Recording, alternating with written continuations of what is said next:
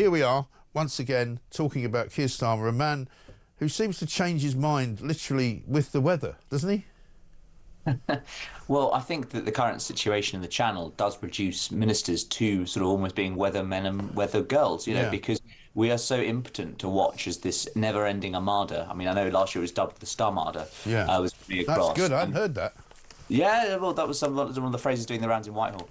But I think I love it.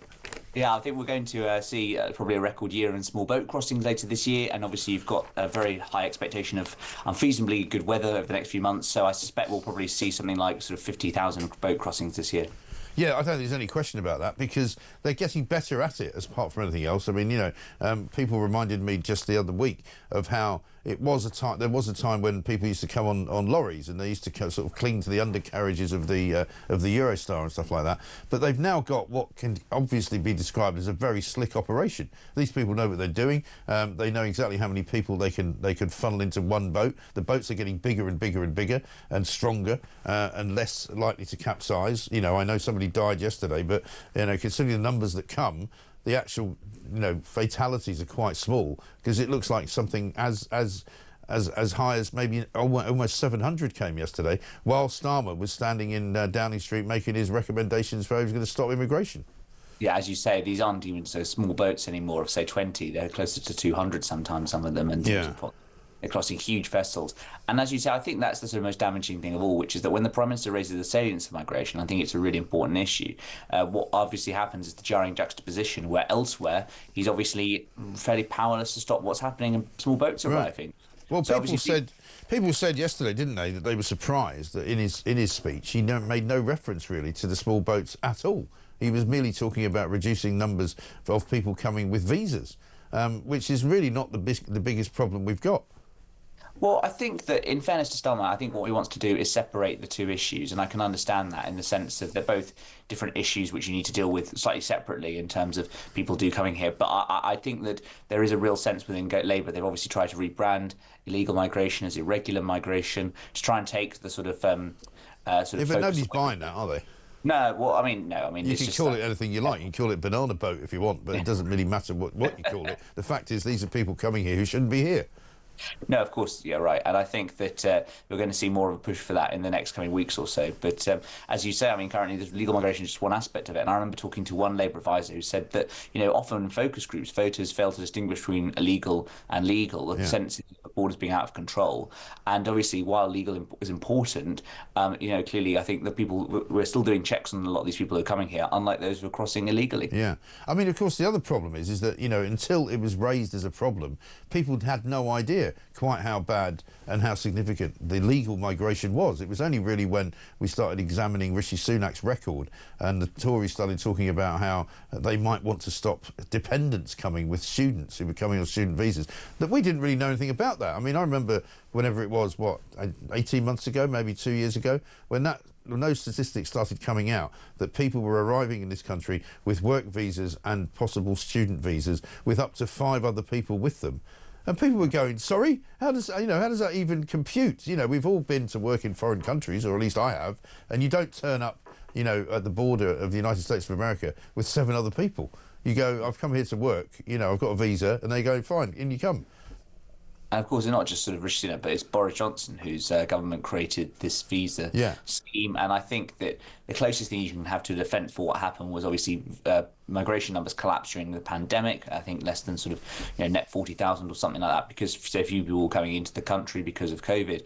But as a result of that, we saw this escalation. Now it's been revised upwards to 906,000 for the year in 2023. That is extraordinary. It's a massive number. Yeah, massively. And I think that people, even the government now will concede that they want to get it down closer to about sort of a third, 40% of that. I still think for many people that'd be too many. Yeah, exactly right. And I mean, a bit more breaking news, the rate of UK unemployment increased to 4.5% in the 3 months to March from 4.4%. So whoever's coming into the country, they're clearly not being employed.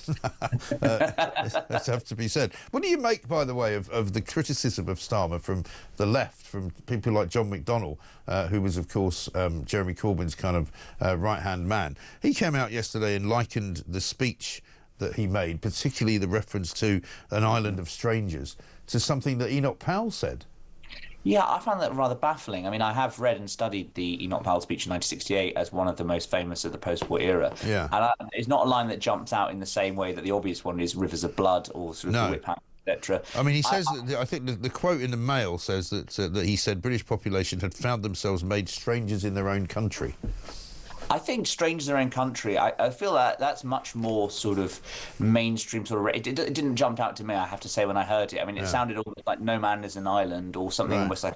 It didn't jump out to me, but I mean, I think from a number 10 comms perspective, they'll be quite happy having John McDonnell, who very much left Jeremy Corbyn, etc., to his shadow chancellor. They'll be pretty happy with his criticisms, and I don't think there's particularly radical in that specific passage you highlighted. No, but then Reform, of course, picked up on what we did yesterday morning, which was to find a clip of Keir Starmer from 2020, in which he, it goes on and on at great length about how we must, promote the benefits of immigration, completely and utterly in total opposition to what he said yesterday.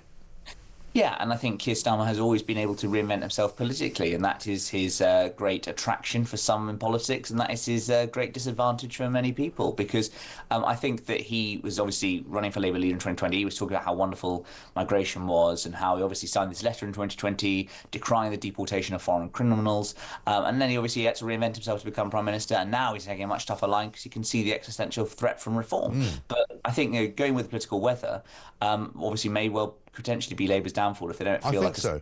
Because, I mean, I take your point that it may be something that people are attracted to him by. I don't think many people are now attracted to Keir Starmer for any reason, because I think they've seen him as a bit of a duplicitous character, somebody who sort of blows with the wind, doesn't really believe in anything. I mean, he makes the point as well of the way he does it. Yesterday he said, I believe in this, as if he had to overemphasise the fact that he clearly doesn't believe in it, because he didn't believe in it yesterday, believes in it today.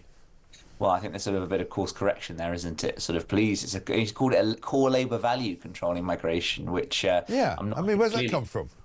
Yeah, I mean, I think an All Party definitely agree. I mean, it then goes back to this sort of nebulous idea of fairness rather than legality, which I thought was maybe sort of interesting for a sort of human rights lawyer to make that case. Yes. But I think that, you're going to see more of this kind of rhetoric over the coming weeks and months, but I'm not sure all his party buy it, certainly. No, indeed. And what about this bizarre incident in his home in Kentish Town, where somebody, it would seem, I'm only saying this because it sounds like it, rather than there's only evidence yet, but somebody chucks a petrol bomb or something at his front door. Thankfully, it didn't do any massive damage, but it's obviously damaged the outside of the door and the porch. I mean, people were sort of, I think, initially being whimsical about it, saying, there's 47 million possible, suspects in this case because everybody hates him so much. But it is quite worrying that a Prime Minister, and it happened with Rishi Sunak, didn't it, with the Greenpeace protest, that a home that he can still be living in, even though he's not living in it currently, could be so easily targeted. Yes, and I think because he wasn't living there, obviously number 10, that's why there wasn't sort of police protection there to deter something like that. But I have to say that looking at the photographs of the incident, it's quite shocking. It's really sort of visible damage. When these things come in, you're never really sure, is it a sort of, just a sort of drunken idiot or something? But it was quite disturbing. So I'm sure we'll get more. Yeah, I'm just actually getting told that we got some breaking news that a 21-year-old man has been arrested on suspicion of arson, I think it is. So I guess we'll find out more about who that was likely to be. But certainly there were demonstrations. I remember at the time when the demonstrations happened from pro-Palestinian groups. I think Just Stop Oil did one as well outside his home, and there was a lot of conversation at that time that you shouldn't, homes, private homes, residences where particularly there are children, should be really out of bounds from political demos. Yeah, I certainly think that. I think there was one about sort of suggesting Keir Starmer was personally responsible or could stop the killing. And I think his wife spoke about that and how unpleasant that was. Yes. Clearly, there's always, I think, a line there. And I think similar things have been seen at David Lammy, the Foreign Secretary's house as well, in North London. Right. I mean, interestingly enough, from what we understand, the property is still owned by Starmer, and he owns another property as well, but they're renting them out. This from Lorraine that I've just got from on Twitter. Mike, it doesn't appear that Starmer has registered his rental property on the MP's register of financial interests. That's an interesting point as well, isn't it?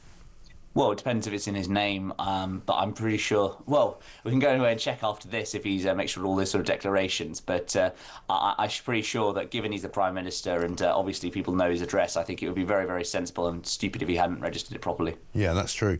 Just to reiterate, a 21-year-old man has been arrested on suspicion of arson with intent to endanger life after 2 properties linked to Prime Minister Keir Starmer were damaged in London. And of course, you know, interestingly enough, you've got a juxtaposition of the background of Lucy Connolly here, who was put into prison for 31 months for threatening to set fire to something or urging somebody else to do it. And this is actually somebody doing it. Yeah, I mean, we'll wait to see what sort of the details are, etc.